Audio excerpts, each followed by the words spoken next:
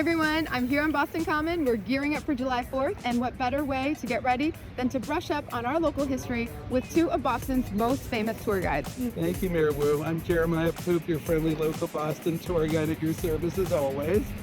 And I'm Judet Lafayette in Boston. This land is traditionally referred to as Charlotte by the local indigenous people, the Massachusetts tribe. And this 50-acre chunk here is the oldest public park in the country. The American Revolution begins right here on the Common. This was actually where the British had their encampment when they occupied Boston, and it was actually here that they began their march to Lexington and Concord. This is the official start point of the Freedom Trail. What is life like as two of the most visible and well-known tour guides in the city?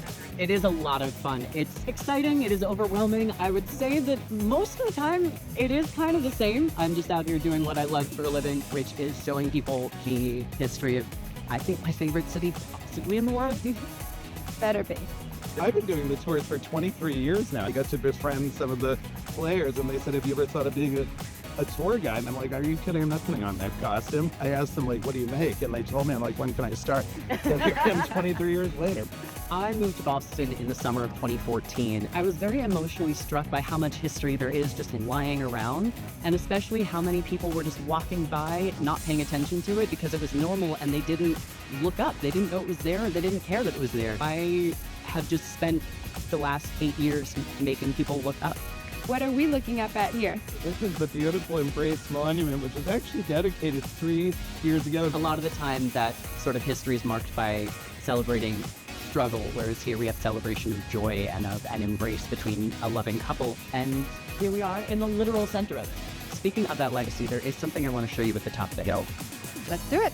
Something that we've been trying to do at the city in partnership with the Everyone 250 Coalition is actually research and work with community groups to produce Boston 250 markers, sharing the story to memorialize and even beyond this big anniversary year who has helped shape our city and our country, and you can go see those Tour 250 markers today.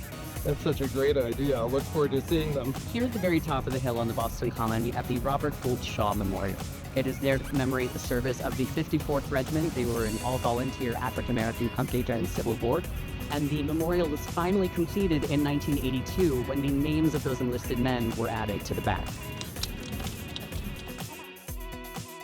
It stands directly across from the Massachusetts State House here, which actually is on land that was left to us by our first elected governor, John Hancock, who of course is so famous for his big signature on the Declaration of Independence. And speaking of that, happy 4th of July to you, Mayor Wu. Happy 4th of July. We've been commemorating the 250th anniversary of that event all summer.